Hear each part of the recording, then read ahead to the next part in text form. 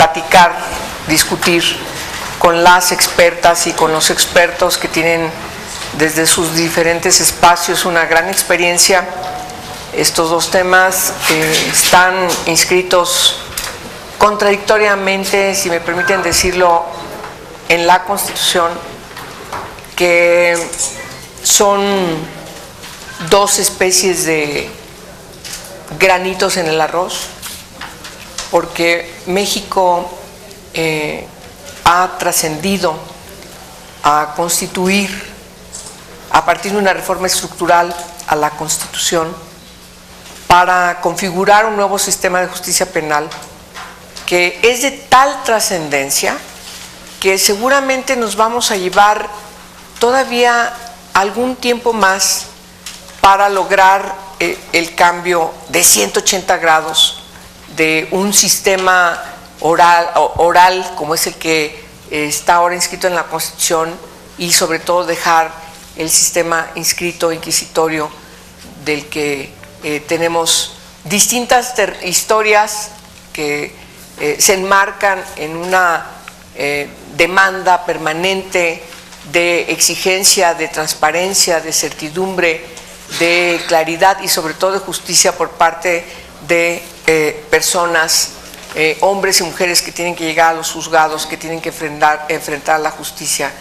Y que por supuesto México se ha unido a todos los países del mundo que han estado trabajando y construyendo y por supuesto reformando de manera estructural su marco jurídico para hacernos en nuestro país de estas nuevas doctrinas de naturaleza penal que están inscritas precisamente en transformar la justicia penal hacia un sistema garantista, un sistema que dé certidumbres, un sistema eficiente, transparente y expedito que garantice de manera clara y precisa y por supuesto abierta a la luz de todas y de todos cómo se emprenden los procesos, se dirimen las controversias o los casos que llegan a una situación de judicialización y que está enmarcada en principios fundamentales. Particularmente no voy a hablar de todas las garantías, pero una de ellas que es trascendental, que todavía sigue motivando, ustedes no lo creerán, pero sigue motivando una serie de preocupaciones, especulaciones, incluso de incomprensión respecto de si hemos hecho lo correcto para definir como un principio fundamental la presunción de inocencia. Es decir, todo mundo es inocente hasta que se demuestre lo contrario, solamente por hablar de algunos de los principios fundamentales que caracterizan y de las garantías procesales que caracterizan a este nuevo sistema. Tenemos desde prácticamente el 2005 que empezamos con la modificación al artículo 18 constitucional para establecer un nuevo sistema de justicia para personas menores de 18 años de edad y mayores de 12 años, es decir, simplemente se circunscribe a adolescentes. Antes había un sistema de justicia, entre comillas, garantista, tutelar, un sistema tutelar de consejos tutelares en todo el país, en donde entraban niñas y niños de cualquier edad, no solamente adolescentes, incluso privados de su libertad de manera arbitraria, hasta a veces por estar en situación de abandono. Eso terminó al modificarse el 18 constitucional en 2005 y México entra, porque así lo establece el artículo 40 de la Convención sobre Derechos de la Niñez, simplemente armonizamos nuestro compromiso con este tratado, a establecer un nuevo sistema garantista para quienes son menores de edad. Después concreta el Congreso permanente una reforma trascendental en 2008 y se otorga a todas las autoridades, a los tres poderes de la Unión, una vacatio legis de 8 años para que México pudiera entrar de manera plena, después de cumplirse esta vacatio legis, a un nuevo sistema garantista al debido proceso legal, este nuevo sistema de justicia penal, que hoy, después de un año de haber entrado en vigor, todavía sigue dándonos lata. ¿Qué pasó en esa reforma que se concreta en 2008, si me permiten decir de manera muy breve? Y ahorita vamos a escuchar cómo debemos hacerlo siempre en el Senado de la República. Quienes somos representantes populares, pues tenemos que escuchar a las y los expertos en estas materias. Son tantas materias que están inscritas en estos temas que necesitamos nosotros escuchar a las y los expertos para que coadyuven en el propósito de las reformas subsiguientes que tenemos que hacer a la legislación secundaria. Sin embargo, en el 2008 quedaron todavía, insisto, por usar y discúlpenme por usar este ejemplo coloquial de dos granitos negros en el arroz, dos figuras que frente a la preocupación de la Suprema Corte respecto de que el arraigo era inconstitucional, bueno, pues entonces resuelve enunciándolo en la Constitución. Ya no es inconstitucional, porque ya queda en la Constitución, en contrasentido del propio sistema de justicia penal que definía prácticamente las reformas al resto del articulado de ese decreto. El arraigo queda inscrito ahí como un pegoste en el artículo 16 de nuestra Constitución, y desde entonces se ha estado señalando que es un contrasentido porque lo único que provoca es precisamente que el sistema no se aplique de manera irrestricta. Pones en arraigo a una persona cuando lo que se tiene que hacer es precisamente garantizar todas las garantías procesales para imputados y para víctimas. Cumplir con los principios generales, como dice el artículo 20 de la Constitución, que caracterizan al propio sistema, y en todo caso trabajar hacia la eficiencia de quienes son las y los operadores del sistema para que no tengan que recurrir al arraigo y entonces finquen en la investigación las responsabilidades que prueben que una persona no es inocente. Bueno, esos grandes cambios hoy tienen todavía allí el arraigo como un impedimento para llegar plenamente a la vigencia de este sistema de justicia penal, que ya entró en vigor desde hace más de un año, pero también tenemos otra figura, la prisión preventiva oficiosa, que va enmarcada también en lo mismo. Es seguir arrastrando preceptos del sistema inquisitorio que debiéramos quitar de la Constitución. Hemos impulsado distintas iniciativas, hemos recibido distintas iniciativas también de las organizaciones defensoras de derechos humanos, de especialistas en la materia, de quienes están desde los espacios de la abogacía, no solamente desde la doctrina, también desde la abogacía, desde el ejercicio de la profesión, en este caso como abogados, defensores de víctimas. Hemos también escuchado las exigencias de que estos dos preceptos se quiten de la Constitución, que siguen siendo dos grandes obstaculizadores que en lo concreto impiden poder tener una evaluación puntual de la eficiencia del propio sistema. Siguen recurriendo a ellas en vez de que se inicien, como debe ser, como dice la Constitución y las leyes secundarias, pues las investigaciones criminalísticas que nos permitan efectivamente atender estas garantías procesales definidas en nuestra Constitución. Por eso el tema, en el marco de esta discusión que estamos dando para lograr que el sistema no tenga retrocesos con reformas constitucionales que se conviertan literalmente en contrarreformas, porque hay una preocupación, no digo que sea no legítima, de parte de operadores que están preocupados porque tienen que cumplir la Constitución, tienen que mostrar expertise que no se demuestra, y entonces siguen presionando a que quizás en México el Congreso permanente quizás exageró en los enunciados de la Constitución. Esa es la verdad, casi se atreven a decirnos eso.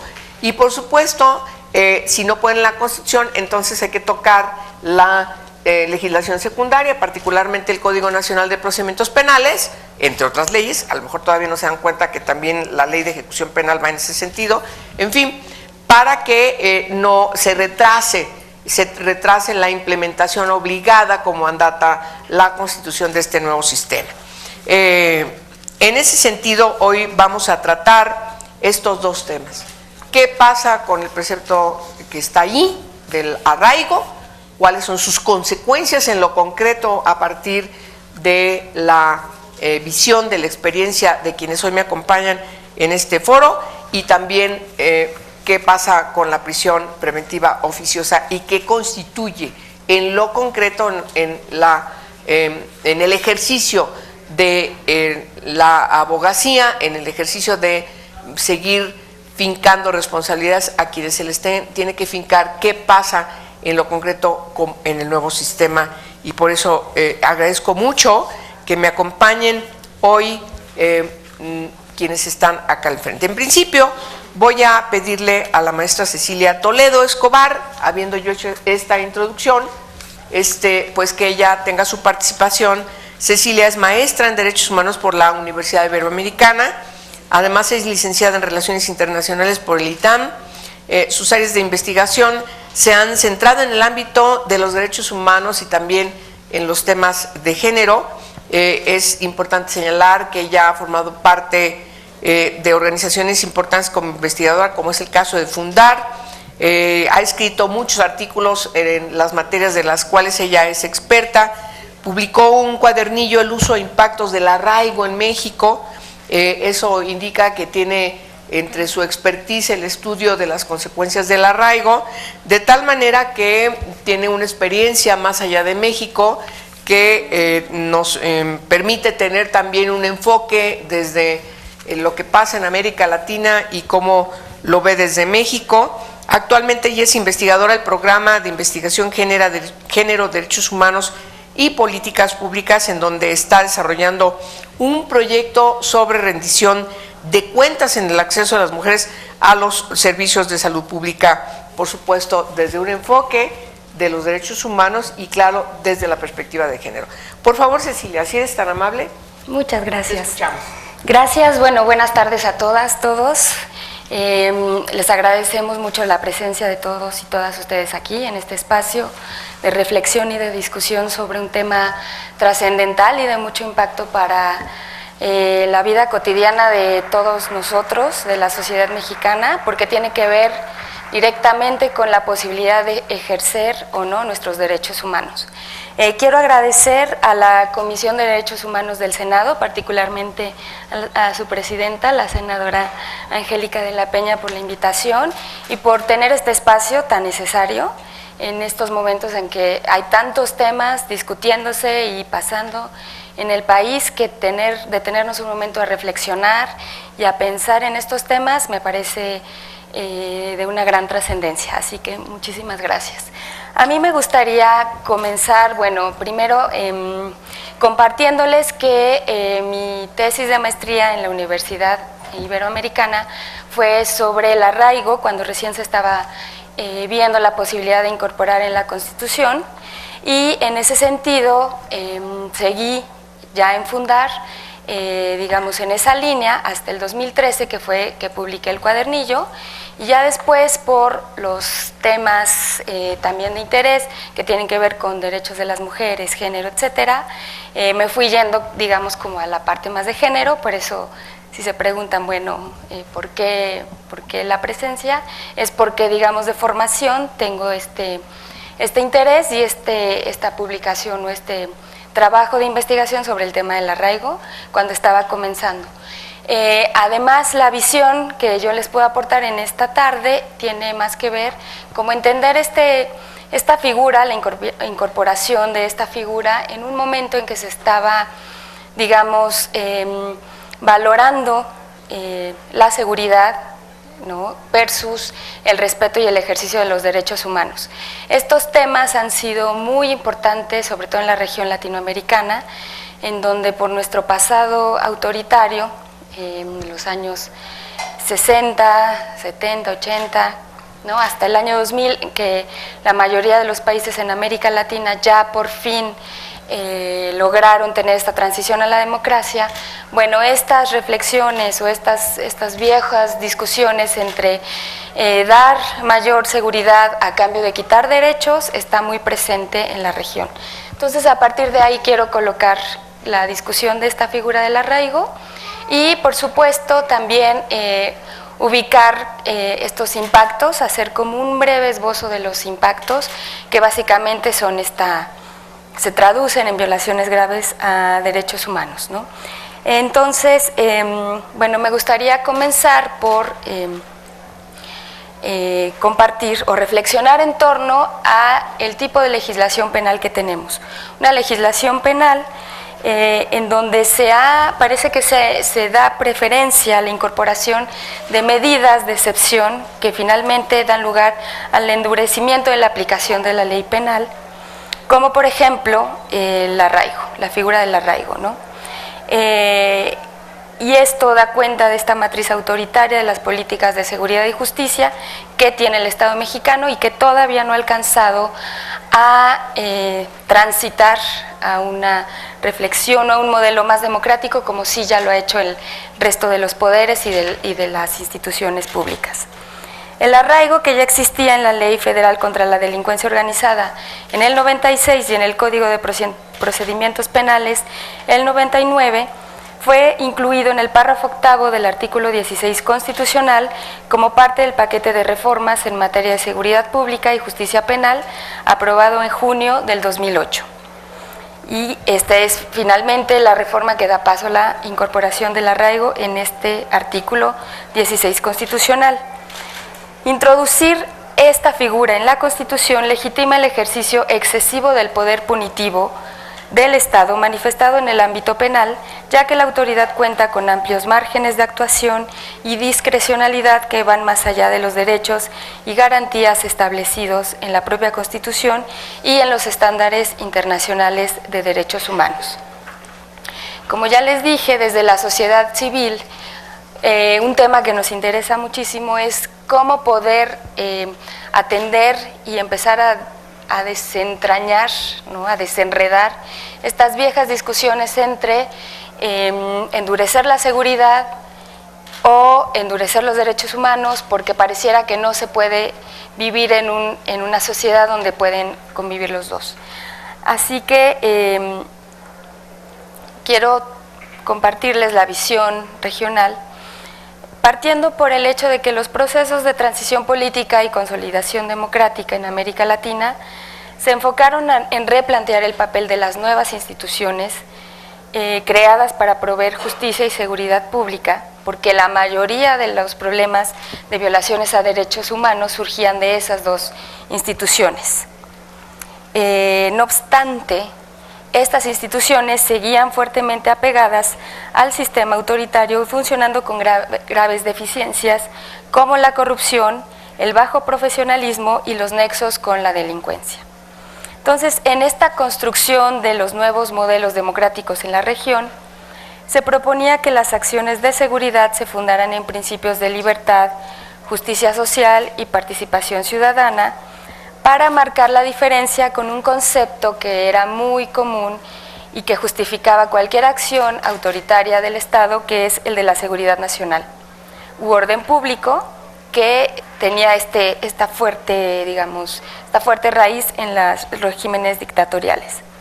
Entonces, la seguridad en contextos democráticos, que se empezó a reflexionar así a partir del año 2000, también denominada como seguridad ciudadana, estaría más ligada a una visión de seguridad enfocada en la persona y la protección de sus derechos humanos, y no solo eso en la protección de sus derechos, sino en la posibilidad de realizar otros derechos. Es más, de poder tener una convivencia pacífica, avanzar a la solución pacífica de conflictos, fomentar el trabajo participativo, o sea, una serie de acciones que permitían que la sociedad y las personas en esta sociedad pudieran incluso avanzar hacia su propio desarrollo social y personal. Entonces tenía este componente muy social, esta visión de seguridad ciudadana, que además se enfocaba en la persona, en la posibilidad de que la persona pudiera realizar sus derechos en un entorno pacífico, en un entorno donde las leyes además estaban claramente establecidas y respetadas, ¿no? No obstante, aquí tenemos que hacer un esfuerzo de memoria. Dos hechos han presentado serios desafíos a los países del hemisferio para avanzar hacia una visión de seguridad ciudadana. Por un lado tenemos los ataques terroristas del 11 de septiembre del 2001 en Estados Unidos de América, con los cuales se abre la puerta para empezar a justificar la adopción de normas de emergencia y o excepcionales que privilegiaron la seguridad en detrimento de los derechos humanos. Por otro lado, en América Latina empezamos a ver altos niveles de violencia y criminalidad que justifican la adopción de medidas legislativas y de política pública enfocadas en restringir derechos humanos y fortalecer las facultades del aparato de seguridad como única institución responsable de asegurar el orden y la paz social con el uso arbitrario de la fuerza. Entonces, aquí están como estos dos hechos que son un parteaguas a estos esfuerzos de repensar cómo hacemos más democráticas tanto la policía como todo el aparato de justicia, ¿no? México no fue ajeno a toda esta, digamos, a toda esta tendencia regional y empezaron entonces estos argumentos de hacer frente a la delincuencia organizada, dotar de herramientas eficaces a las autoridades responsables de la seguridad y procuración de justicia. Estos argumentos dieron todo el marco para justificar que el Estado mexicano incorporara medidas de excepción en el ordenamiento jurídico para fortalecer su poder punitivo y con ello restringir derechos humanos, como si los derechos humanos impidieran la acción eficaz del Estado para poder hacer como realizar su primer función, que es garantizar la seguridad. Un dato para ilustrar esto: en 2013 la CNDH reportó que la Secretaría de la Defensa Nacional, la Procuraduría General de la República y la Policía Federal fueron las dependencias federales que recibieron mayor número de quejas de violaciones a derechos humanos, que incluían detenciones arbitrarias, tratos crueles, inhumanos y degradantes, intimidación, uso arbitrario de la fuerza. Bueno, estas eran las instituciones que se querían transformar, pero que al final, con toda esta idea de incorporar estas medidas de excepción, como el arraigo y otras más, empezaron a recobrar más fuerza. Entonces, básicamente fue cambiar todo para quedarnos igual, ¿no?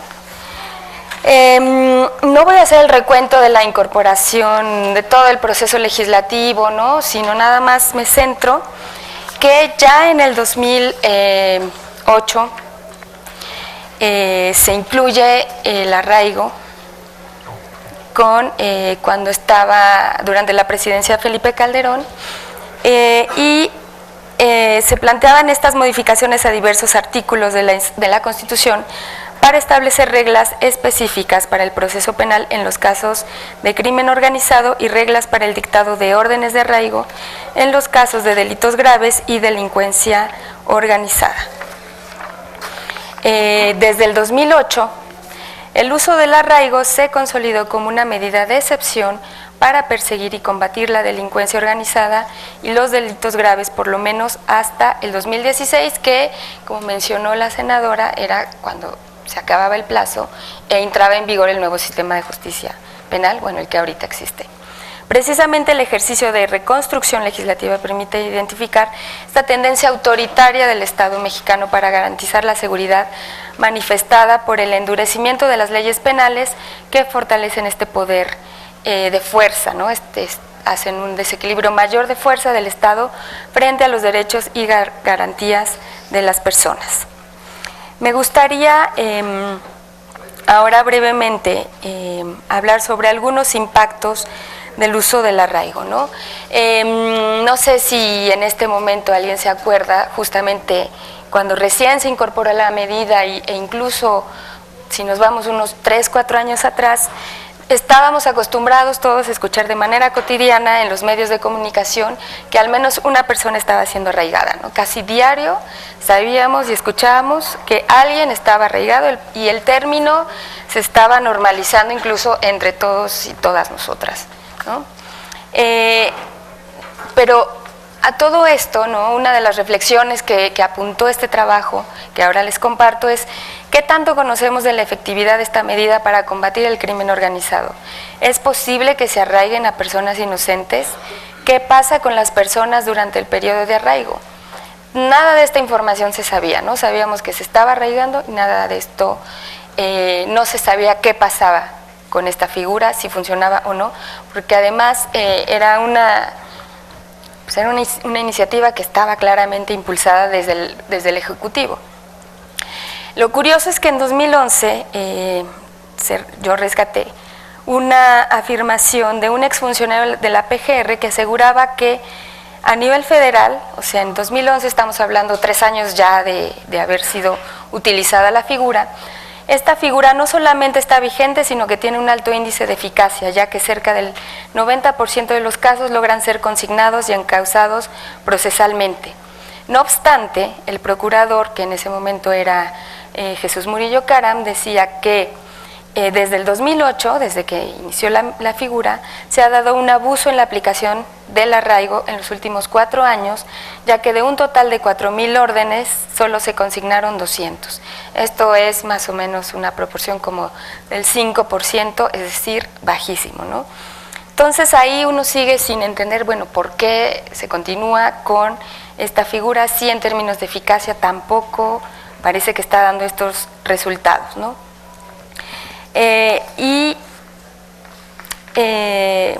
Me voy a la parte de que uno de los argumentos para incluir esta figura tenía que ver precisamente con dotar de herramientas adecuadas para combatir a la delincuencia organizada a las instituciones públicas, ¿no? Es decir, que se le dieran todas las facilidades a los agentes del Ministerio Público para que pudieran realizar su trabajo. Esto se resume en una frase que básicamente el arraigo les permitía a los agentes del Ministerio Público detener bajo la premisa de, o sospecha, la simple sospecha de que eran culpables de delincuencia organizada o vinculados a un hecho de delincuencia organizada. Entonces eso era suficiente para detenerlos y entonces detenerlos por 40 días con una posibilidad de prórroga de 80, investigarlos y así se aseguraba que pues, no se escapaban y entonces tenías a la persona ahí, ¿no? Entonces, pero curiosamente,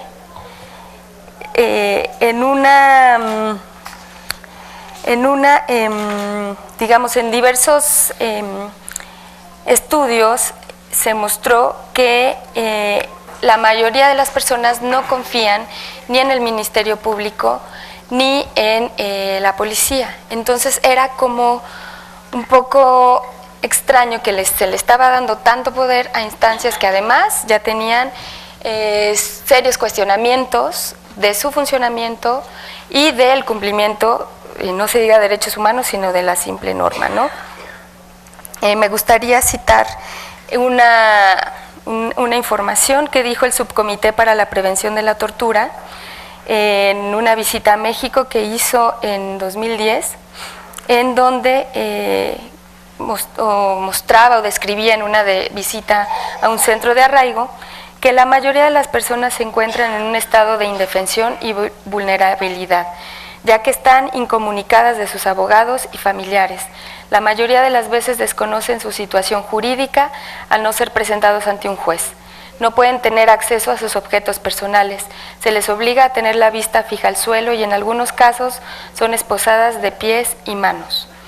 Esto en una visita a un centro de arraigo, en donde además, digamos, eran personas que ni siquiera conocían su situación jurídica, no habían sido declaradas culpables por ningún juez y la presunción de inocencia, por supuesto que no era ni siquiera respetada, ¿no? Con todo esto quiero, la intención es llamar digamos, a enfatizar muchísimo que a veces la incorporación de este tipo de figuras, como la del arraigo y como otro tipo de figuras que le dan un poder excesivo y discrecional a las autoridades, en donde además las herramientas como de acceso a la información, los monitoreos son bastante se quedan cortos frente a esta acción de la autoridad. Sí quiero enfatizar que muchas veces esto obedece a una necesidad por parte de las autoridades de mostrar que se está trabajando, que al reportar, ¿no? O sea, si nosotros escuchamos todos los días que se arraiga una persona, pues en el imaginario se coloca esta idea de están trabajando, ¿no?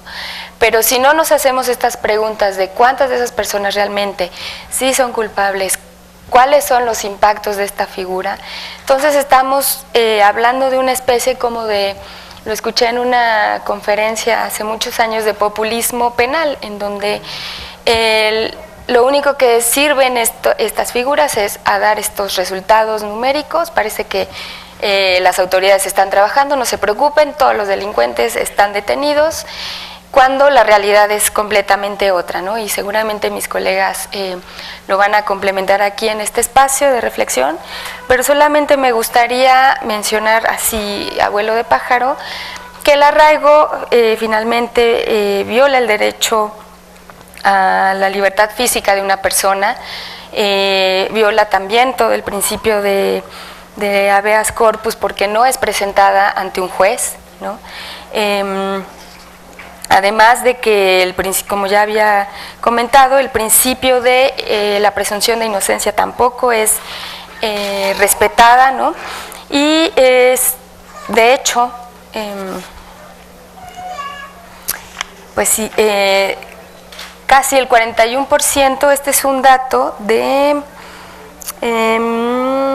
claro, la Comisión Mexicana de Derechos Humanos, del 2012, de una investigación que hicieron ustedes, en donde casi el 41% de las personas que habían estado en situación de arraigo, 41% había sufrido torturas, 38% habían sido víctimas de detenciones arbitrarias y 26% de ambas violaciones.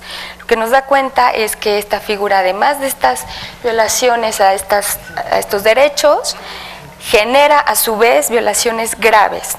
Estamos hablando de tortura, estamos hablando de detenciones arbitrarias, o sea, estamos hablando de una figura cuya aplicación no genera más que violaciones graves a los derechos humanos.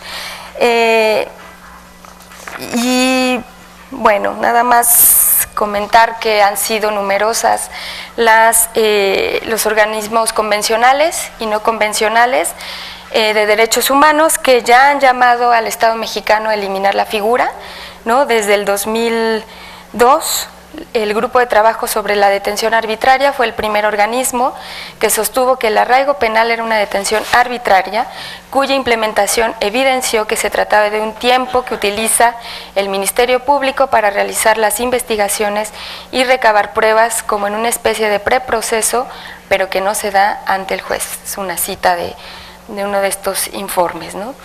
Y ¿qué perspectivas tenemos al futuro, ¿no? Ya con esto cerraría mi intervención. Pues pues yo creo que está ahorita como toda la posibilidad, ¿no?, de poder empujar a que se erradique la figura, a quitar la figura del arraigo de la Constitución política, a evitar también como la inclusión de cualquier figura que sea regresiva de las garantías del debido proceso, de los derechos humanos que sean similares a la del arraigo, ¿no? Y que mientras se sigan dando además estas discusiones, mientras la sociedad civil también esté incluida en estas reflexiones, yo creo que podemos empujar a que esto se logre, ¿no? Pues ya en el año que queda. Bueno, muchas gracias. Gracias. Muchas gracias, Cecilia. Bueno, voy a presentarles al doctor José Antonio Guevara Bermúdez. Él estudió la carrera de Derecho en la Universidad Iberoamericana y tiene el doctorado en Derecho por la Universidad Carlos III de Madrid, España. Es miembro del Sistema Nacional de Investigadores, el nivel 1.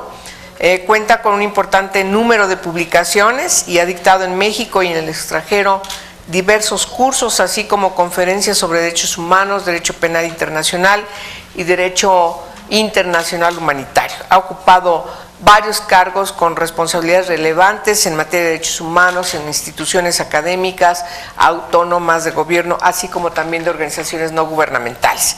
Actualmente es director ejecutivo de la Comisión Mexicana de Defensa y Protección de los Derechos Humanos y desde junio del 2014 es miembro del grupo de trabajo sobre la detención arbitraria del Consejo de Derechos Humanos de la Organización de las Naciones Unidas. Como pueden ver, es un experto en la materia, nos da mucho gusto que un mexicano como él forme parte de este grupo de trabajo.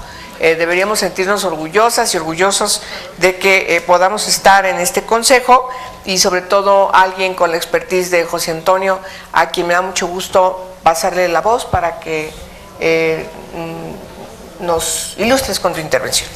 Muchísimas gracias, senadora, y no me canso de reconocer y de celebrar tu interés personal por todos estos temas que México necesita cambiar, todas estas prácticas políticas y leyes que son contrarias al Estado de Derecho y a las obligaciones de México en derechos humanos. Te agradecemos de verdad mucho porque ha sido la puerta de entrada al Senado de la República para muchas organizaciones y personas que estamos interesados en promover estos temas, y yo no puedo más que reconocer tu incansable compromiso y trabajo por promover los derechos humanos desde la función legislativa. La verdad es que todavía no termina tu periodo como legisladora, pero estamos aterrados de lo que pueda venir y que esta puerta no sea abierta de la forma en la que tú nos has permitido venir a compartir contigo propuestas, iniciativas y fomentar discusiones sobre temas complejos.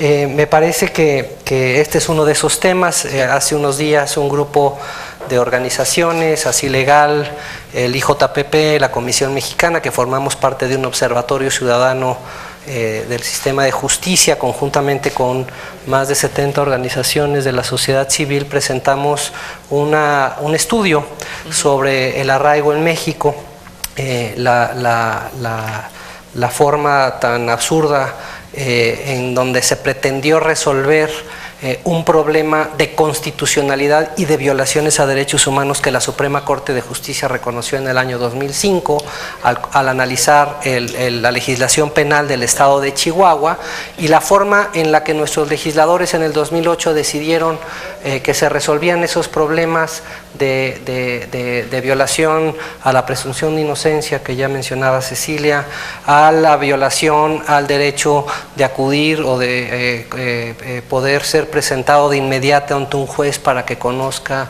la legalidad de la detención, para que se resuelva de inmediato el asunto penal del que se te acusa, el derecho a la debida defensa y a la presunción de inocencia que ya dije.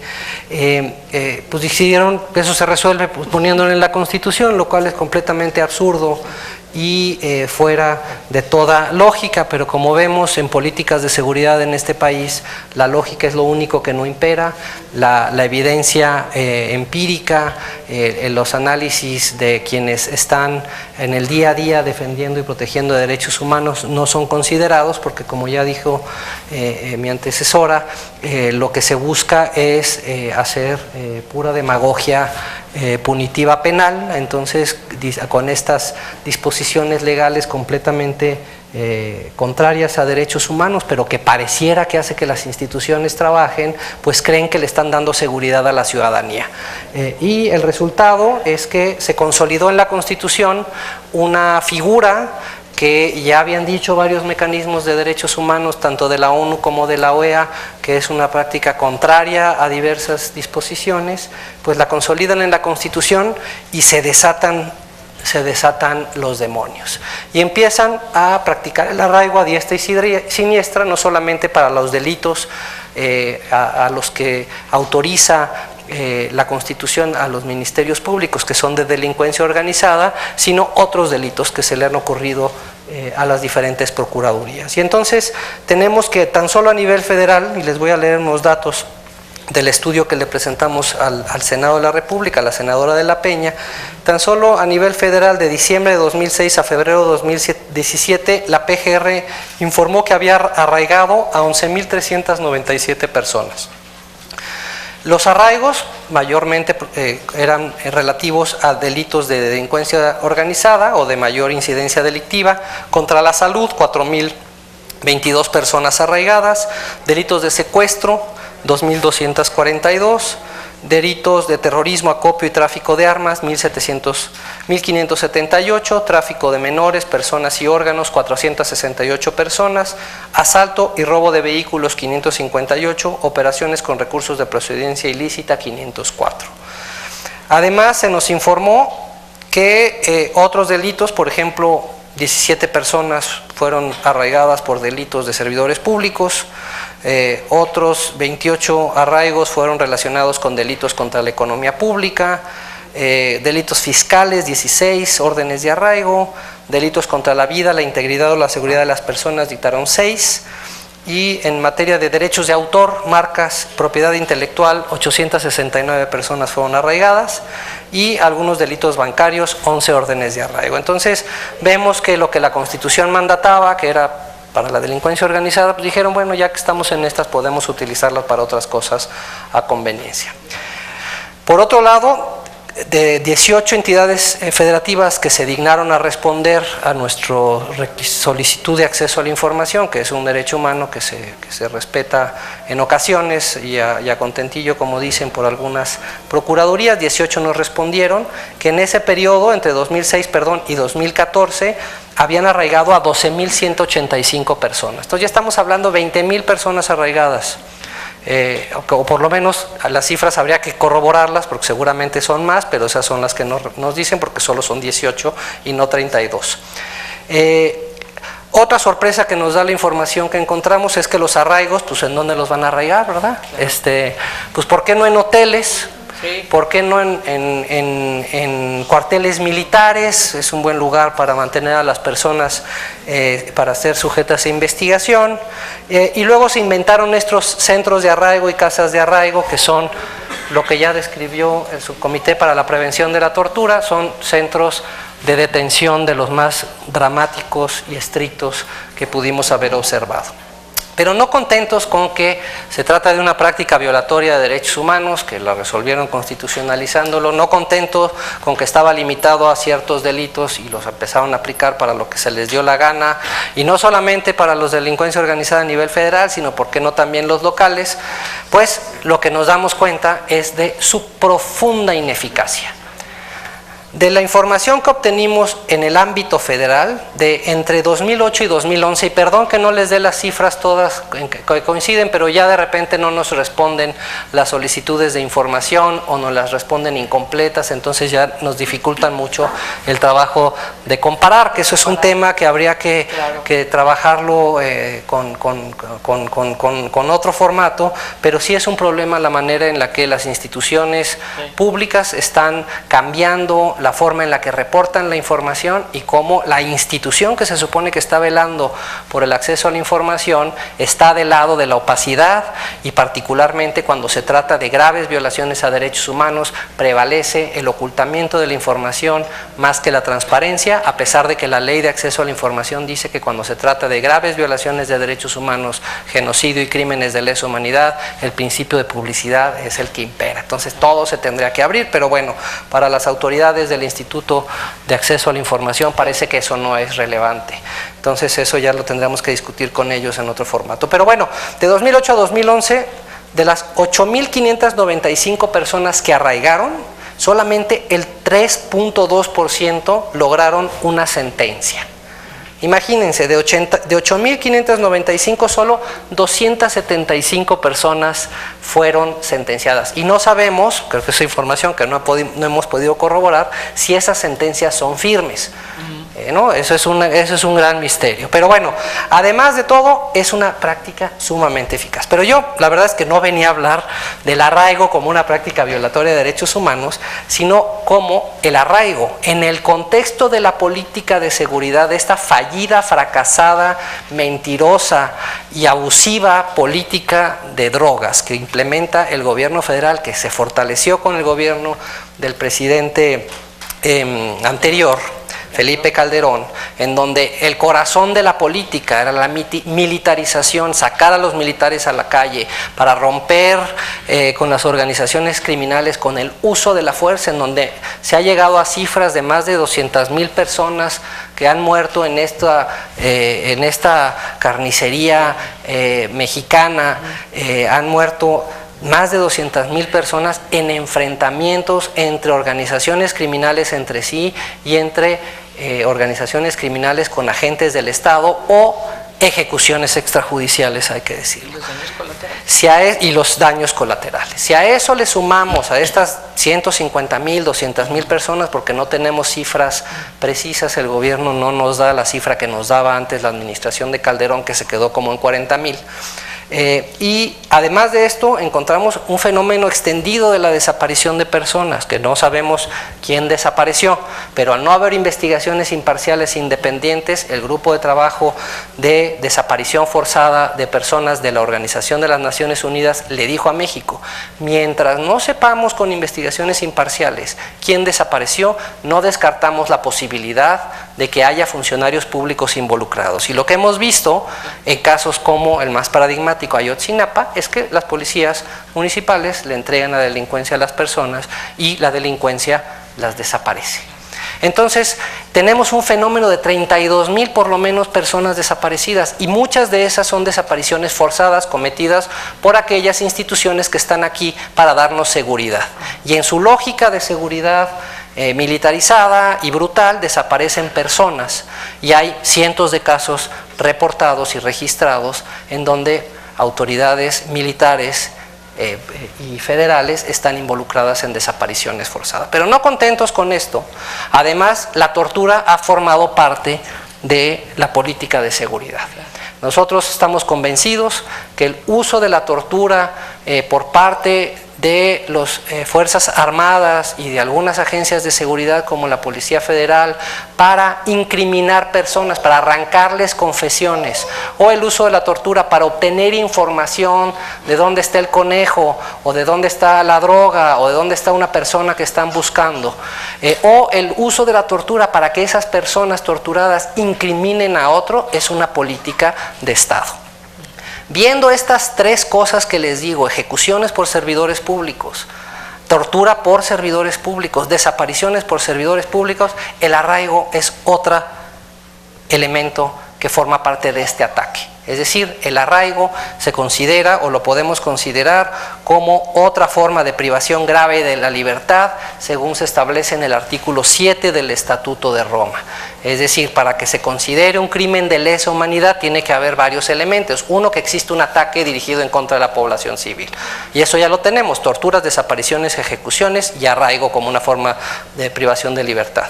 Además, que el ataque se dirige en contra de la población civil, pues las víctimas, en la mayor parte de los casos que se han reportado y registrado por la Comisión Nacional de Derechos Humanos y que hay recomendaciones, son personas comunes y corrientes como ustedes, como yo. No estamos en un conflicto armado, y aunque estuviéramos en un conflicto armado, no puede considerarse una persona que está bajo custodia de la autoridad, que tiene un estatus que le priva su derecho humano a ser respetado de su integridad física. Entonces, tenemos que se dan esos dos elementos. Y además, pues ahora lo que tendríamos que ver es si esa forma de privación grave de la libertad es una forma de privación grave conforme al Estatuto de Roma. ¿Y qué nos pide el Estatuto de Roma? Que esa privación grave de la libertad se dé en contravención de normas internacionales fundamentales, lo cual ya lo han dicho más de 12 mecanismos internacionales. El arraigo viola normas fundamentales del derecho internacional, que es el derecho a la libertad personal o a solamente ser detenido conforme a disposiciones establecidas por ley, y por ley que se acorde con el derecho internacional, no cualquier ley, no la Constitución mexicana que establece esta forma de detención para investigar, que sea necesaria, que sea proporcional, y que además le permita a la persona defenderse de esa detención, lo cual en el caso del arraigo no sucede.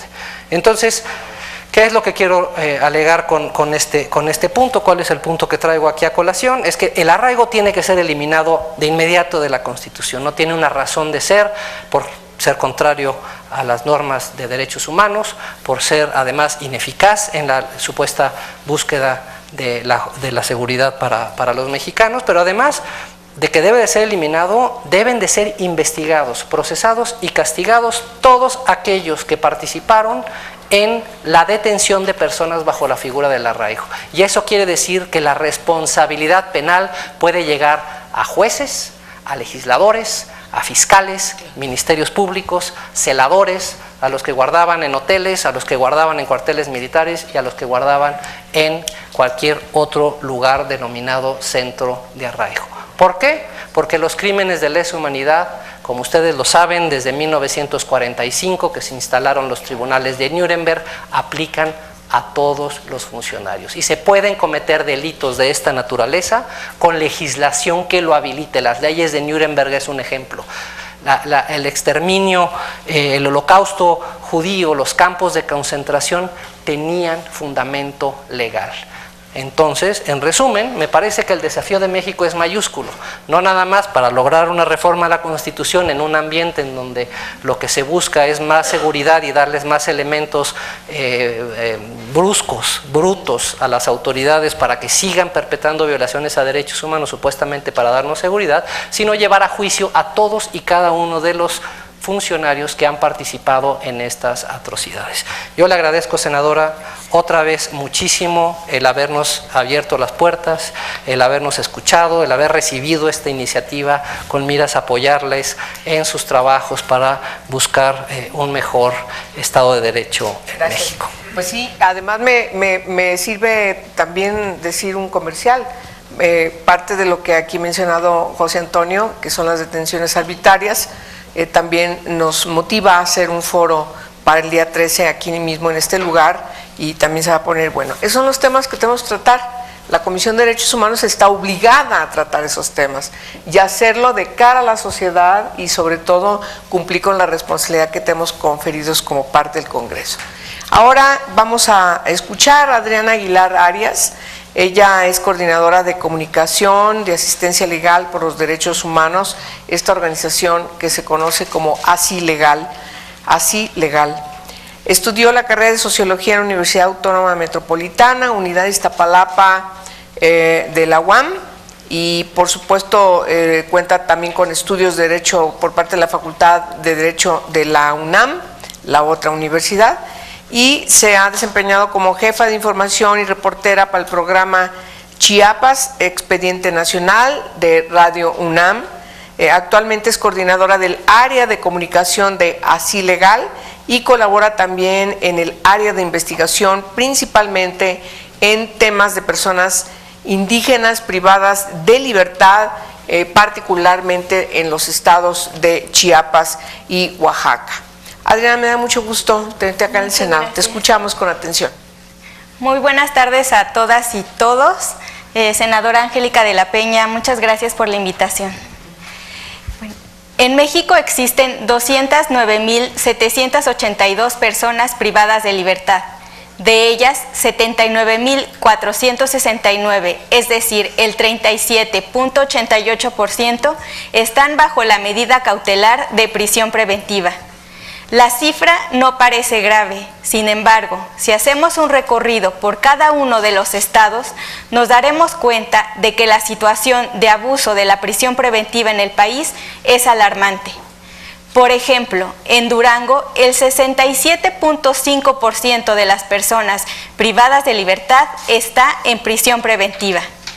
Entre los estados con un porcentaje de personas en prisión preventiva mayor al 50%, tenemos a Baja California con un 59%, Jalisco con un 57%, Chiapas 51.4%, Oaxaca 57% y Quintana Roo 58.8%. 22 estados tienen entre un 30 y 50% de personas en prisión preventiva.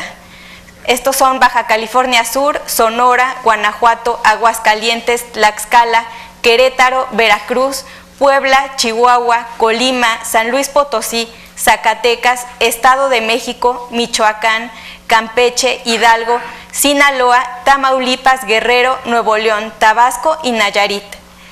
4 son los únicos estados que cuentan con menos del 30% de su población privada de libertad en prisión preventiva. Estos son Ciudad de México, Coahuila, Ciudad de México tiene un 10%, Coahuila 28.1%, Yucatán 16.8% y Morelos 21.5%. Es preciso recordar que la prisión preventiva es una medida cautelar que debe aplicarse de manera excepcional. Su objetivo es garantizar que el procedimiento penal se desarrolle y se garantice el acceso a la justicia. De acuerdo con el artículo 20 de la Constitución Política de los Estados Unidos Mexicanos y el 165 del Código Nacional de Procedimientos Penales, esta medida no debe exceder de 2 años, salvo cuando su prolongación se deba al ejercicio de defensa del imputado o imputada. Por otro lado, en los principios y buenas prácticas para las personas privadas de libertad, la Comisión Interamericana de Derechos Humanos afirma que la prisión preventiva debe aplicarse con base en los principios de legalidad, presunción de inocencia, necesidad y proporcionalidad. En la realidad, la prisión preventiva es utilizada de manera indiscriminada, oficiosa. Es usada como pena anticipada y en últimas fechas ha sido difundida la idea de que su aplicación es necesaria para garantizar la seguridad pública. Por supuesto, nada más falso que eso. De hecho, la propia Comisión Interamericana de Derechos Humanos ha señalado que no existe evidencia empírica de que haya una relación entre la reducción de los índices de criminalidad a partir de una mayor aplicación de la prisión preventiva. El abuso de esta medida cautelar, lejos de beneficiar a algún sector, lo que genera es sobrepoblación y hacinamiento dentro de los centros de reinserción social. El hacinamiento y la sobrepoblación están vinculadas a su vez con el alto índice de violencia al que se ven expuestas las personas privadas de libertad. Es de vital importancia señalar que además de los altos porcentajes de personas en prisión preventiva a nivel nacional y estatal, la situación se agrava aún más en casos de sectores vulnerables como las personas indígenas y las mujeres. A nivel nacional, el 37.7% de los hombres privados de libertad se encuentra en prisión preventiva, mientras que en el caso de las mujeres el porcentaje asciende a 40.9%. Si revisamos la situación por estado, la diferencia todavía es más grande. Entre las entidades que tienen un porcentaje mayor al 50% de mujeres en prisión preventiva están Baja California Sur, Chiapas, Colima, Durango, Guerrero, Hidalgo, Jalisco, Michoacán, Oaxaca, Quintana Roo, Tabasco, Tamaulipas, Veracruz y Zacatecas. El abuso de prisión preventiva contra las mujeres es más grave en los estados de Chiapas, que cuenta con el 67.92% de las mujeres privadas de libertad bajo esta medida cautelar.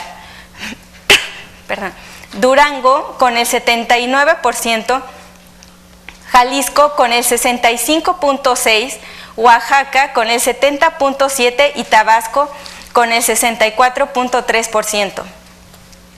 Es importante mencionar que cuando las mujeres se encuentran en prisión preventiva, los efectos para ellas y sus hijos e hijas son muy adversos debido a que en muchos de los casos son madres solteras, principal soporte económico y emocional de sus familias. Asimismo, es importante mencionar que debido a la criminalización que hay hacia las mujeres privadas de libertad por no cumplir con el estereotipo de género tradicional, muchas cuentan con pocas redes de apoyo y se enfrentan a una situación de abandono. En este tema parasilegal resulta apremiante que los jueces cumplan con el deber de analizar cada uno de los casos para optar por alguna de las otras 13 medidas cautelares alternas a la prisión preventiva. En el caso de personas indígenas privadas de libertad, 2 ejemplos representativos de lo que vive este sector son Oaxaca y Chiapas. En Oaxaca, el 97.44% de las personas indígenas privadas de libertad están en prisión preventiva. y en Chiapas el dato no es alentador. El 52.8% de las personas indígenas privadas de libertad se encuentra bajo esta medida cautelar. El artículo 10 del convenio 169 de la Organización Internacional del Trabajo al respecto establece que al imponerse sanciones penales previstas por la legislación nacional a integrantes de algún pueblo indígena, se deberá tener en cuenta sus características económicas, sociales y culturales, es decir, su contexto, y además deberán preferirse tipos de sanción distintos del encarcelamiento. Finalmente, también es importante destacar que el abuso de la prisión preventiva se debe no solo a que es impuesta por él o la juzgadora de manera prácticamente oficiosa, sino que también existe un abuso en cuanto a su duración, pues de acuerdo con la experiencia de litigio de asilo legal, la mayoría de las personas pasan en prisión preventiva más de los 2 años previstos constitucionalmente. De acuerdo con la Comisión Interamericana de Derechos Humanos, las principales causas del abuso de esta medida cautelar en México son la mora judicial y la amplia persecución de delitos menores, sobre todo patrimoniales en los que el objeto es de poca cuantía. Ante este panorama, resulta apremiante revisar los criterios a partir de los cuales los jueces y juezas determinan la imposición de la medida de prisión preventiva. Como se ha escuchado, esta medida cautelar no contribuye a la disminución de la criminalidad y sí tiene implicaciones graves en los derechos de las personas a las que se les sigue un proceso, pues además de atentar contra el principio de presunción de inocencia, tiene efectos graves en la vida de las personas, familia y comunidad. A nombre de Asistencia Legal por los Derechos Humanos, muchas gracias. Es todo. Muchas gracias. Muchas gracias, Ariel. Bueno, vamos a terminar este panel con el doctor Javier Carrasco Solís. Él es director ejecutivo del Instituto de Justicia Procesal Penal, Asociación Civil.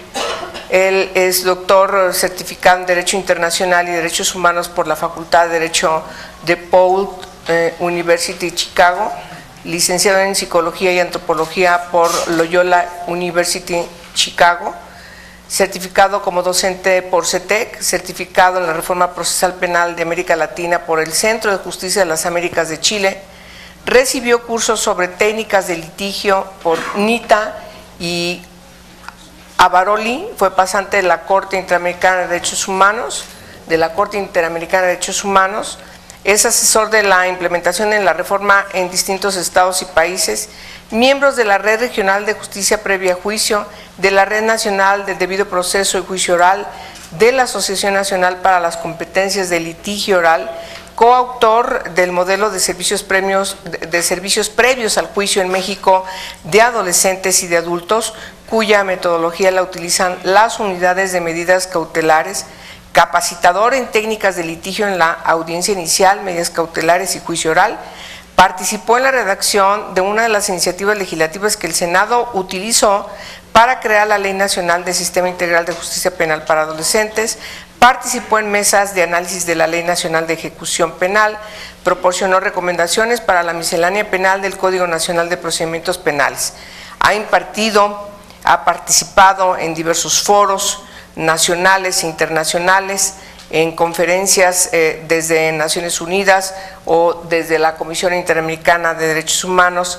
Es asesor del equipo de litigio oral del Colegio Jurista de Cuernavaca, quienes han ganado varios premios y primeros lugares, además que tengo que mencionar, incluyendo, por ejemplo, el Campeonato Nacional de Litigio Oral de 2016 y además primer lugar regional y tercero en 2017. Como podemos ver, solamente en algunos datos de su extensa biografía, es sin dudas un especialista en la materia que hoy nos ocupa en este foro. Sin más, Javier, me da mucho gusto tenerte en el Senado y tienes el uso del micrófono, por favor. Muy bien, gracias, senadora, por organizar esta discusión, y yo les voy a platicar sobre estas dos figuras de el arraigo y la prisión preventiva, y me voy a enfocar en la prisión preventiva oficiosa.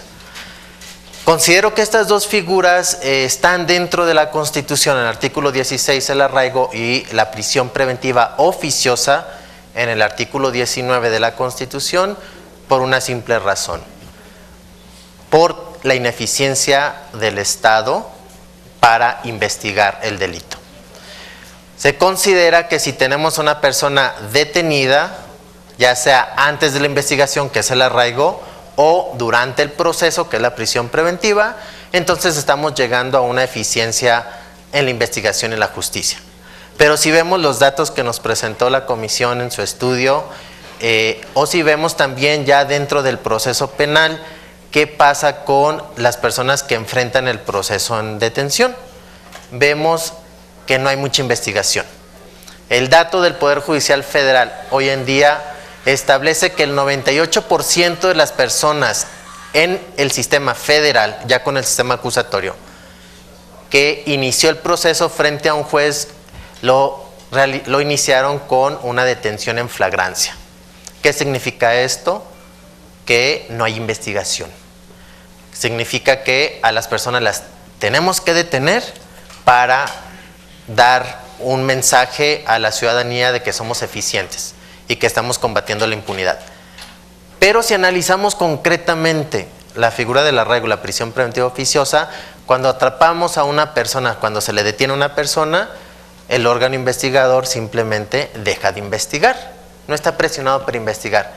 ¿Por qué? Porque el juicio mediático, el hecho de que salga en los medios de que atraparon a X persona o X banda de personas, entonces ya eso a nosotros como sociedad nos sentimos con calma.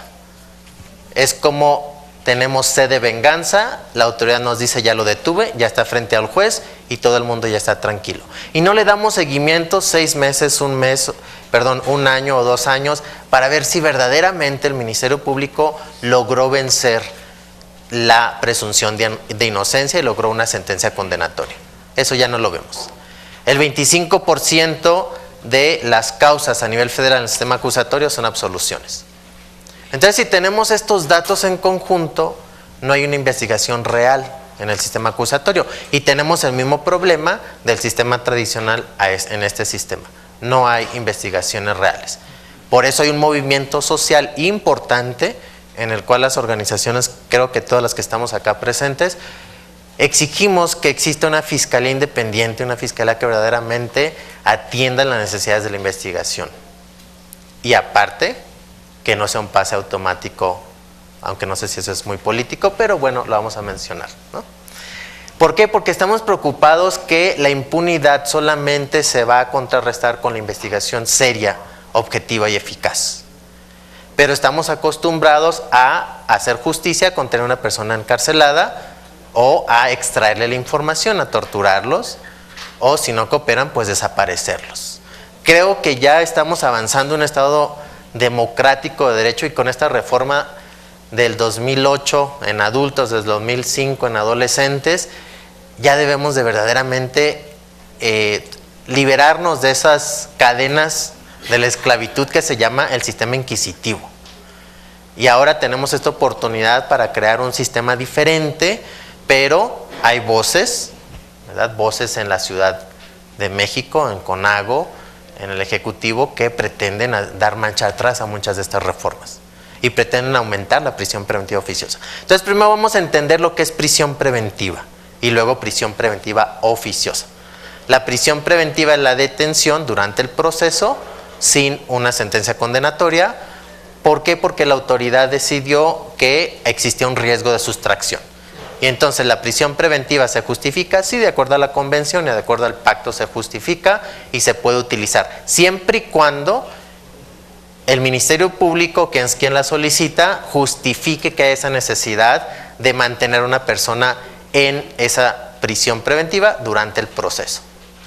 Y entonces, ¿cómo lo va a justificar? En un contexto de una audiencia en el sistema acusatorio, pues tiene que presentar información objetiva sobre la persona que enfrenta el proceso, de que hay un riesgo de sustracción, de que tiene poco tiempo viviendo en la localidad o que nadie lo conoce y que si el juez lo libera, pues entonces ¿cómo lo vamos a encontrar? Y se puede sustraer, se puede fugar. Entonces, en ese contexto puede hacer que el juez de control autorice una prisión preventiva.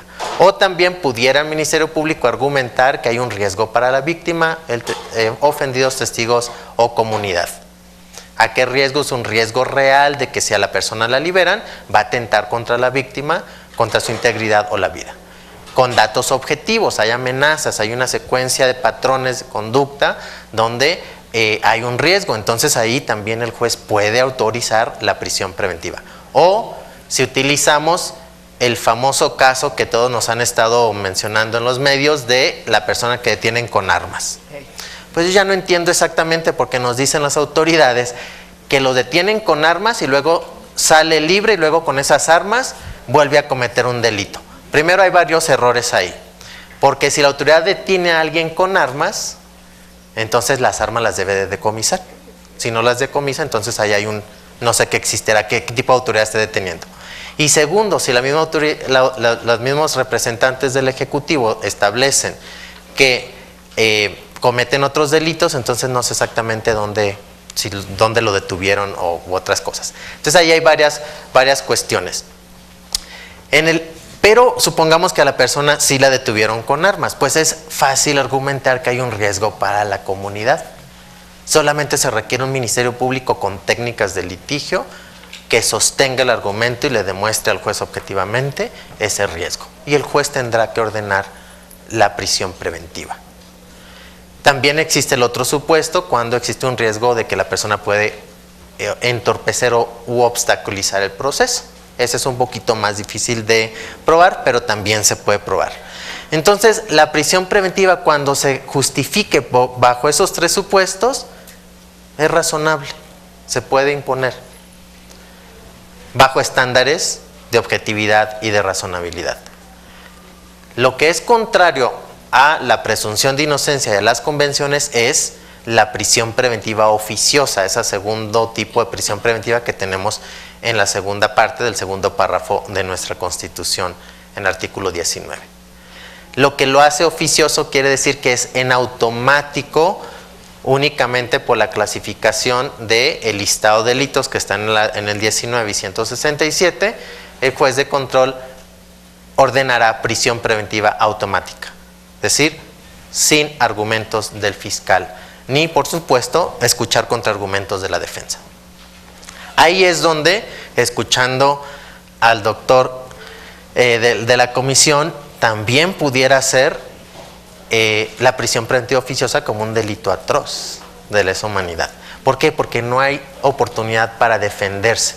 Solamente el legislador decidió que por esta serie de delitos se impondrá la prisión preventiva oficiosa. Y entonces aquí es donde vamos contrarios a la convención, contrarios a la presunción de inocencia, contrarios al principio de contradicción. ¿Por qué? Porque el Ministerio Público únicamente lo clasifica, la defensa no tiene oportunidad de contradecir y el juez tendrá que ordenar prisión preventiva oficiosa. Entonces tenemos toda esta serie de conductas. La Comisión Interamericana sobre Derechos Humanos, en su informe del 2013 sobre el uso de la prisión preventiva en las Américas, da varias recomendaciones. Una de ellas es eliminar la prisión preventiva por el tipo de delito, es decir, eliminar la prisión preventiva oficiosa de la legislación. ¿Qué es lo que ha hecho el Estado mexicano en el 2013 a la fecha? Uno, no la ha eliminado, y dos, en vez de eliminar, quiere aumentar. Entonces va contrario a la lógica del sistema convencional del que somos parte. La Comisión Interamericana y la Corte Interamericana en diversos casos han establecido que el imponer prisión preventiva oficiosa o prisión preventiva únicamente por la clasificación del delito es imponer una pena anticipada. Es decir, es un castigo antes de una sanción. Y ese castigo antes de una sanción viola la presunción de inocencia porque una prisión preventiva es una medida procesal, es cautelar. Entonces ahí tenemos un gran problema. Cuando se estaba redactando el Código Nacional, se creó todo el capítulo de los diferentes tipos de medidas cautelares, la forma de procedencia, el momento procesal en que se debe de debatir y la forma en cómo se debe de solicitar y probar la necesidad de cautela, artículo 168 al 170. Y después también se creó otra figura, la unidad de medidas cautelares para apoyar a que el Ministerio Público, la defensa, el asesor de la víctima tengan información de calidad y objetiva para el debate cautelar. Y ahí el juez de control tenga la información suficiente para determinar qué medida o medidas va a imponer. Y también la figura del supervisor en libertad, que una vez que el juez libera a estas personas, entonces hay un funcionario público que supervisa el cumplimiento de las medidas cautelares. Las unidades que nosotros hemos apoyado a crear y a fortalecerlas en la capacitación, hasta el día de hoy están reportando que más del 90% de las personas que enfrentan el proceso en libertad cumplen con la medida cautelar, es decir, regresan a sus audiencias, no ponen en riesgo a las víctimas, no interfieren con el proceso. Ese es un dato objetivo, 90% están cumpliendo. Cuando a veces asumimos como sociedad o como autoridades que si a la persona la liberan, ya no la vamos a volver a ver en la audiencia, ¿sí? Y se va a ir, y se va a cometer otros delitos y va a ser una puerta giratoria. Eso de la puerta giratoria también no sabemos ni cómo es ni cómo se mide, pero suena muy bonito en los medios, ¿no? Pues es muy gráfico y vemos que la gente entra y sale, pero no vemos exactamente que sale con una medida cautelar, que está bajo una vigilancia de un supervisor, que ese supervisor le está llamando, le está visitando para que no se acerque a las víctimas, para que acuda a las audiencias y esa persona regresa a las audiencias. Hay muchas historias de éxito de estas unidades, pero las unidades están trabajando con muy poco recurso. Hay otra voz que ha dicho que es necesaria la prisión preventiva oficiosa porque las unidades no están fortalecidas. Estoy de acuerdo con la segunda parte. Las unidades no están fortalecidas porque simplemente no le han puesto el recurso. Pero yo cuestiono en el 2008, cuando se creó la prisión preventiva oficiosa, el legislador permanente y las autoridades en turno no tenían conocimiento de la existencia de las unidades de medidas cautelares, porque esas apenas las estábamos creando, la primera en Morelos en adolescentes, y era un piloto. Entonces, no se puede decir hoy, en el 2017, que necesitamos como condición, ¿verdad?, la prisión preventiva oficiosa porque estas unidades no están creadas. En todo el continente no existe la prisión preventiva oficiosa y tampoco existen las unidades de medidas cautelares. La reforma en Chile, en Argentina, en Colombia, ¿se está cayendo? Yo creo que no, ¿no? La evidencia dice que no. Pero aquí en México partimos de la desconfianza y reitero el punto con el que inicié. Se utiliza la prisión preventiva oficiosa y el arraigo por la ineficiencia de la investigación del órgano persecutor y el órgano de investigación. Es ahí donde le tenemos que apostar. No podemos tener un sistema acusatorio y una presunción de inocencia si no tenemos un órgano de investigación fuerte y serio y objetivo. De lo contrario, vamos a seguir jugando a que hacemos justicia y lo que vamos a terminar es una serie de graves violaciones a los derechos humanos. ¿Por qué? Porque queremos venganza o queremos dar una impresión de que somos eficientes en el sistema. Pero mientras tengamos estas dos figuras en nuestra Constitución, el sistema no va a llegar a ser eficiente. Y eso es lo que debemos de cuestionar a nuestros legisladores, a nuestras autoridades en turno, y como sociedad también entender lo que es la presunción de inocencia, porque es muy bonito y los abogados y abogadas lo entendemos. La sociedad tal vez no lo va a entender, de que una persona la detienes y se presume inocente. Y se debe presumir inocente. Legalmente se presume inocente. Pero ahora entonces, ¿cómo entendemos estos principios y cómo los llevamos a la práctica en las audiencias y en todo el aparato de investigación? Tenemos que fortalecer este aparato de investigación para poder ser respetuosos del debido proceso y la presunción de inocencia. Muchísimas gracias. Claro, muchas gracias. Bien, pues muchas gracias, Javier. Claro, tengo algunas preguntas rápido en un minuto. Quisiera que lo contestaran. Ay, un minuto, no, 2 minutos. A ver, todas tienen inquietudes relacionadas con estas figuras. Efectivamente, es importante cómo cerraste tu intervención, porque pareciera que cuando el principio de todo mundo, toda persona es inocente, que demuestre lo contrario, parece que ya estamos diciendo que alguien que es un terrible delincuente, que todo mundo sabe de su fama pública, respecto a ser un asesino terrible, ¿cómo se puede decir ya con la fama pública que tiene esa persona de que es inocente? A ver, entiéndase muy bien, se tiene que demostrar efectivamente que es un terrible asesino. Esa es la cuestión. O sea, no se entienda como de repente lo dicen quienes están en contra del sistema, que ya está amparando y a él se le reconocen derechos humanos y a las víctimas no se les reconoce derechos humanos. A ver, no se trata de eso, porque si hay una confusión. ¿Recuerdan ustedes en alguna época como Montiel en el Estado de México nos invadió en toda la zona metropolitana del Estado de México con esos carteles grandototes que quién sabe cuánto dinero le costaron, los espectaculares, donde decía, los derechos humanos son para las personas, no para las ratas? O sea, dices tú, ¿qué es eso? O sea, me parece que es algo verdaderamente inadmisible. Claro, todo el mundo lo criticó y luego las quitó, pero eso refleja un pensamiento también de un gobernante.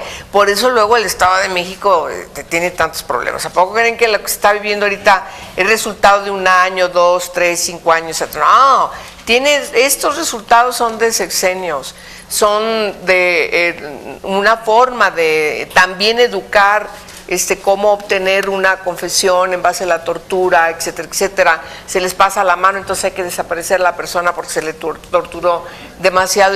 Es decir, miren, cuando decimos, por ejemplo, en la ley, cuando discutimos la ley contra la tortura, era clave identificar que una de las herramientas fundamentales para prevenir la tortura es saber qué pasa cuando tiene una persona, que esté video grabada cuando tiene una persona, levantada formalmente, cómo la detienen, a qué horas, etcétera, etcétera, las condiciones, cómo se detiene esa persona y cómo se entrega finalmente hacia la autoridad. Porque en el ínter efectivamente puede ser torturada y puede ser desaparecida. O sea, estamos hablando además de otro delito.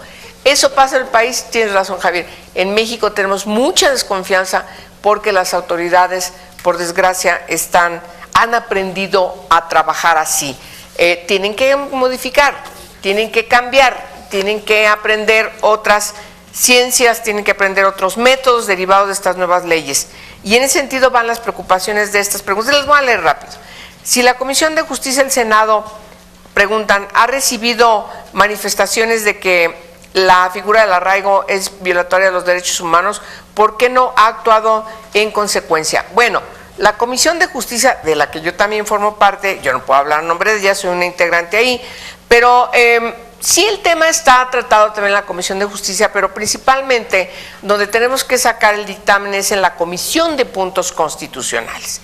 Y en esa comisión, y por tratarse de una reforma constitucional, debemos tener una votación frente a un dictamen que se lleva al Pleno del Senado de cuando menos 2/3 partes.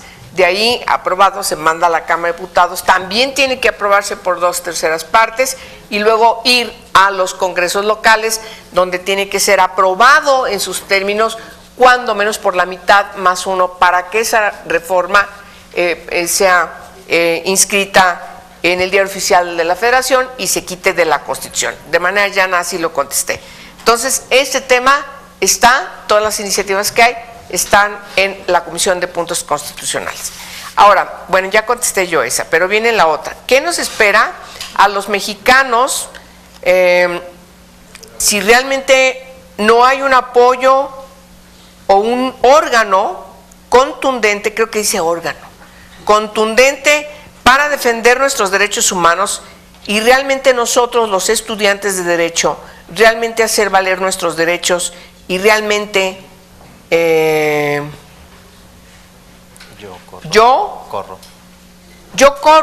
como estudiante creo que si el derecho rebasa la justicia, debo luchar por la justicia.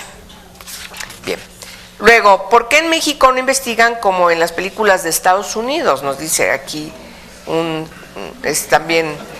Los que tienen miedo, fíjense la reflexión, llegan a preguntar a los domicilios de sospechosos.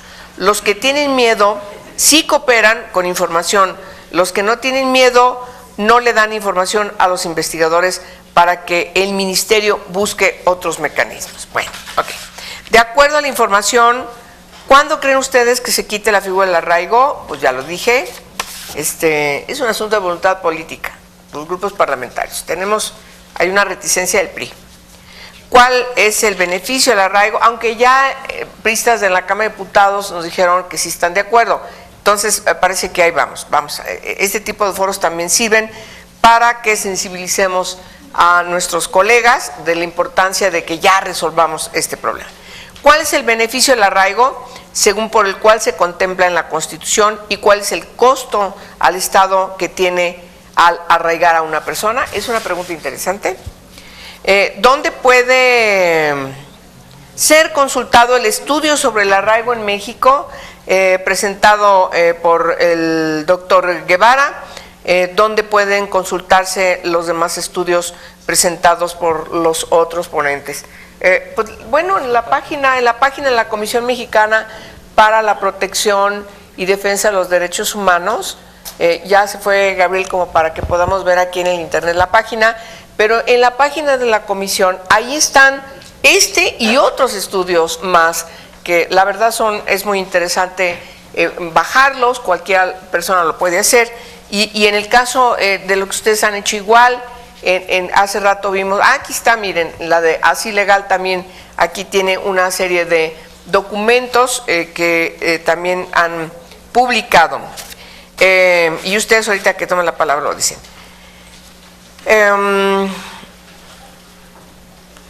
Pues ya, estas son las preguntas que nos han llegado brevemente y nos sirve para una conclusión. Por favor, empezamos contigo. Gracias. Bueno, brevemente me refiero a esta última pregunta de los costos. No sé si se referían a costos económicos, pero costos económicos, bueno, ese sería como una línea de investigación muy interesante. Ahí podemos utilizar la herramienta del acceso a la información o el análisis presupuestario, que es algo que, herramientas las dos que en Fundar utilizamos mucho, solo que en este momento digamos que ese enfoque no está como tan incorporado dentro de los proyectos, pero yo invito a los estudiantes, a las personas que están aquí presentes a que hagan esas solicitudes de acceso a la información preguntando cuánto cuesta, por ejemplo, el mantenimiento de un centro de arraigo, ¿no? Cuánto cuestan el personal o cuánto es el personal que está asignado a estos centros de arraigo, ¿no? Y pues más allá del costo económico, yo creo que está la dimensión humana, social, que está más relacionada con el impacto que causa en el Estado democrático de derecho y en la seguridad de las personas, de nosotras las personas, ¿no?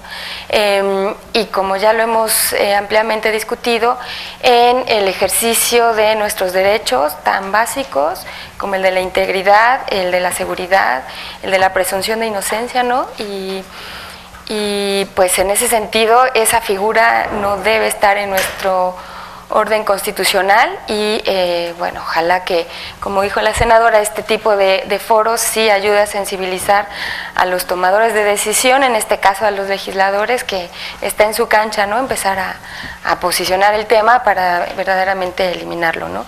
Y nada más, el estudio que yo presenté está también en la página de Fundar. Se meten a www.fundar.org.mx y hay una búsqueda le meten otros referentes y ahí aparece el estudio, ¿no?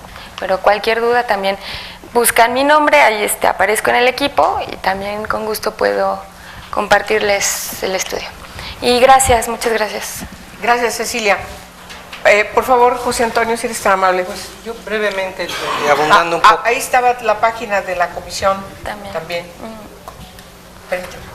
Brevemente abundando en lo que dijo Cecilia, yo creo que los costos del arraigo son costos que son inconmensurables. La erosión al Estado de Derecho ha sido muy patente, ha generado una pereza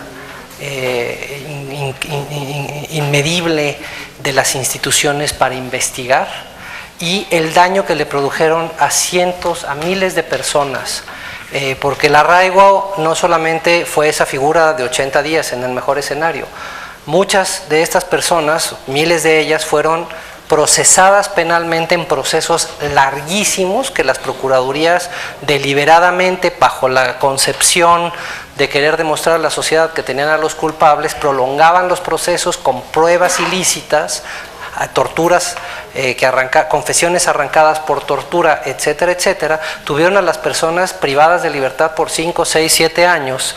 Entonces el arraigo es la puerta de entrada para una cadena de violaciones de derechos humanos que se han cometido en México. Entonces esto es una medida pequeña que hay que tomar para empezar a recomponer todo el sistema de procuración de justicia en el país.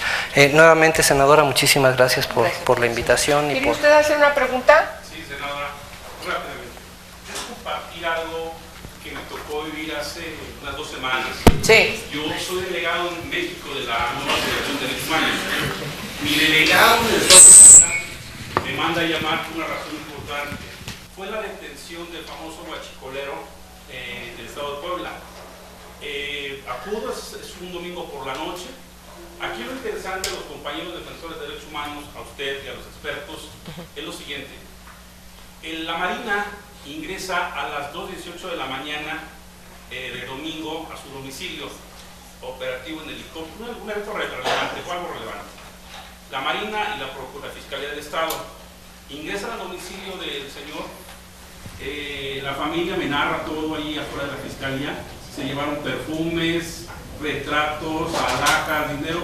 Fue rapiña, como muchos operativos suceden, entre el ejército, entre la Marina y la Fiscalía del Estado. Bueno, aquí lo interesante, por lo que fui llamado, no tanto por la rapiña del operativo, como quiera, a veces se llevaron pantallas, se llevaron radios, no importa.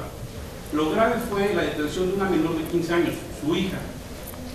La Marina entra a las 2:18 de la mañana y hasta las 7:15 del mismo domingo, pero ya en la noche, más de 12 horas, los tuvieron detenidos, privados de su libertad, adentro de su propio domicilio. La Marina ahí cenó, ahí desayunó, ahí comieron. O sea, el caso es el abuso de la autoridad. Bueno, si ya lo tienes detenido, llévalo y preséntalo a la Fiscalía del Estado. No te quedes 12 horas o más en su casa haciendo cosas, quién sabe, aparte de la tortura que recibió el señor. Ahora, mi pregunta para los expertos: la detención de la menor, siendo un familiar directo del detenido, ¿fue una violación flagrante de los derechos humanos o está considerado como normal tener salida de la niña y llevarse a la detenida a la Fiscalía del Estado? Ese es el comentario que quería compartir con ustedes. Muchas gracias. Muchas gracias. Bueno, sirve un poco también para que podamos contestarle. Usted está claro, es una menor de edad, ¿no? Pero bueno, ahorita vamos a empezar. Adriana, ¿si eres tan gentil? Bueno, solamente que como ciudadanía me parece que es muy importante comprender el impacto que tienen muchas veces los mensajes que se envían desde el gobierno, digamos, en particular con la cuestión de la prisión preventiva, de relacionar la seguridad nacional, nuestra seguridad, con el hecho de que una persona se encuentre privada de libertad sin que exista un proceso en el que se haya comprobado su culpabilidad. Entonces, bueno, a mí me parece que como ciudadanos y ciudadanas tenemos que estar muy atentos y atentas a eso, ¿no? A no dejarnos, digamos, como engañar. Y nada más. Muchas gracias. Vamos a cerrar con Javier, por favor. Ok, bueno, primero atendiendo la pregunta sobre la persona de 15 años de edad, en la Ley Nacional de Justicia para Adolescentes, artículo 164, está listado de los hechos tipificados como delitos en los que únicamente por esos puede haber una detención. En los demás, lo que debe de hacer es, si no está en ese listado, deben de buscar a los padres inmediatamente para entregarle a los padres, aunque ya estaban detenidos, pero al tutor. Entonces, en ese caso, no sé qué, creo que no, ahí hay una violación a los derechos de la persona, ¿no? Y más si la retienen por tanto tiempo. Inmediatamente hay que llevarla a la autoridad. Si no están los padres o los tutores o ellos están detenidos, entonces la Procuraduría de Defensa de Niñas, Niños y Adolescentes debe de entrar para velar por los derechos de esa persona. Segundo, los estudiantes, ¿qué deben de hacer? aprender bien el sistema acusatorio y los derechos humanos, porque son ustedes quien van a heredar este sistema y son ustedes los que van a litigar y lo van a defender. ¿Sí? Ahorita con las contrarreformas deben de entender completamente qué es lo que implica. Y las contrarreformas, estas propuestas que nos están vendiendo por la tele de prisión preventiva oficiosa no es lo único. Hay cosas que vienen atentando contra la columna vertebral del sistema acusatorio. Y algunos expertos dicen, está mejor el sistema escrito a lo que quieren hacer con esas contrarreformas. Ojo, ¿qué otra viene? La Ley de Seguridad Interior. ¿Qué es eso? Es legalizar el ejército en la calle para que haga las funciones policiales. Eso también está atentando contra todos nuestros derechos. Y por el último punto, hay un centro de detención en Ciudad Juárez y otro en Chihuahua que le denominan el Guantanamito. ¿Quién está ahí? Son personas que ya excedieron los 2 años de la prisión preventiva oficiosa y les aplican, para que no se les corra, el arraigo domiciliario o la sujeción domiciliaria, que esa medida cautelar debe de ser en su casa, o sea, domicilio en su casa, no en un centro penitenciario. Ese es un centro penitenciario que lo estableció la administración pasada de Chihuahua. Nosotros alertamos a la administración que entró de Corral y les dijimos, inmediatamente tienes que cerrar eso. Ahí siguen. ¿Sí? Son como más de 100 personas en estos centros de detención. Ellos no le llaman prisión preventiva, dicen que es sujeción domiciliaria, pero es una cárcel con barrotes y celdas, con guardias afuera, con armas. Entonces, tenemos muchas... Y hay mucha creatividad. Algunos estados están creando la prisión preventiva oficiosa en sus códigos penales, como Coahuila.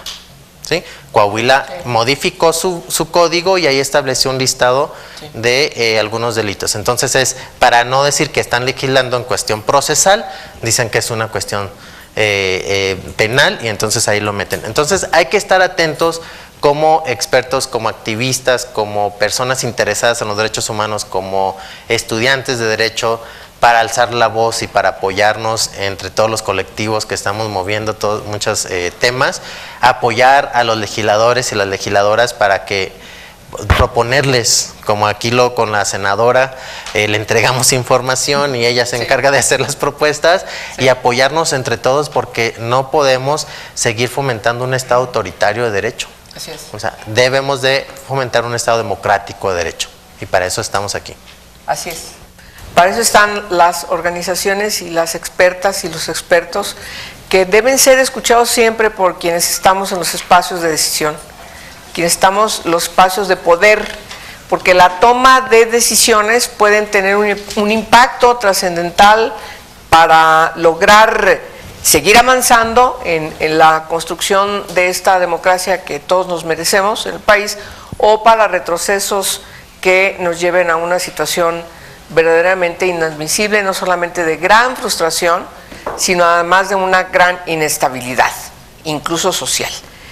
Hoy tenemos un país es preocupante ver cómo ha crecido efectivamente diversas formas de violencia y tenemos que ponernos a trabajar todos y todas juntas. Y es importante romper la barrera de que las organizaciones de la sociedad civil, la academia están allá y nosotros en el Senado, en la Cámara de Diputados, el gobierno, estamos en la luna. Yo creo que eso no puede ser. Tenemos que buscar romper esa barrera invisible que impide que haya, como debe pasar en cualquier democracia, esta relación armónica, holística, dialéctica entre las organizaciones de la sociedad civil, la academia, quienes manejan los temas de manera experta, porque se dedican a eso, a estudiar metodológicamente cada uno de los temas de manera científica, docta, cada uno de los temas que nosotros debemos tomar en consideración. Simplemente para agregar el caso de la niña de 15 años, la adolescente de 15 años. Además, es necesario mencionar que el catálogo que menciona Javier, que es muy claro y preciso, también tenemos que decir que por ser persona menor de edad, tiene que ser atendida por una autoridad especializada. Los ministerios públicos comunes y corrientes no están facultados, así dice la ley. Tienen que ser ministerios públicos especializados, o en el ámbito local, el fuero común, o en el ámbito federal. Si en ese momento no hay uno en el ámbito federal, por la celeridad, por la necesidad de dar una respuesta, por ser una persona menor de edad, en función del interés superior de la niñez, incluso puede tomar el caso rápido para que no quede circunscrita una detención arbitraria por un Ministerio Público Federal. Y en el caso de los jueces igual, tienen que ser especializados. Es algo que insistimos mucho, es algo que no pasa, todavía hay muchos pendientes, pero es importante que se visibilicen. Lo que no queremos es más hechos de ese tipo. ¿Qué es lo que va a pasar con un buen abogado defensor? Una persona que a lo mejor se demuestra que tiene culpabilidad, como el caso de este u otro señor, es que con estas irregularidades que afectan el debido proceso legal, simplemente regresa a su casa y eso es muy frustrante. No queremos que eso pase. Queremos que sea una justicia transparente y que acate de manera debida la ley. Cuando pasan este tipo de irregularidades, ahora precisamente porque la Constitución nos mandata a actuar de otra manera totalmente distinta, pues con una buena defensoría puede incluso caerse los casos y eso es verdaderamente terrible. Entonces yo creo que el tema nos va a dar para seguir platicando, para seguir reflexionando. Aquí están las páginas, ya las han estado viendo, de cada una de las organizaciones que están acompañándonos acá, para que ustedes sigan estudiando todos estos documentos que, insisto, son resultado de muchos días, horas, meses de trabajo de investigación docta, que debemos leer, que debemos estudiar, y seguramente a quienes son estudiantes de Derecho, a quienes van a estar en esta carrera, nos urgen licenciados en Derecho y sobre todo abogadas y abogados que sean garantistas. Que tengan ustedes muy bonita tarde, muchas gracias por acompañarnos. Nos quedamos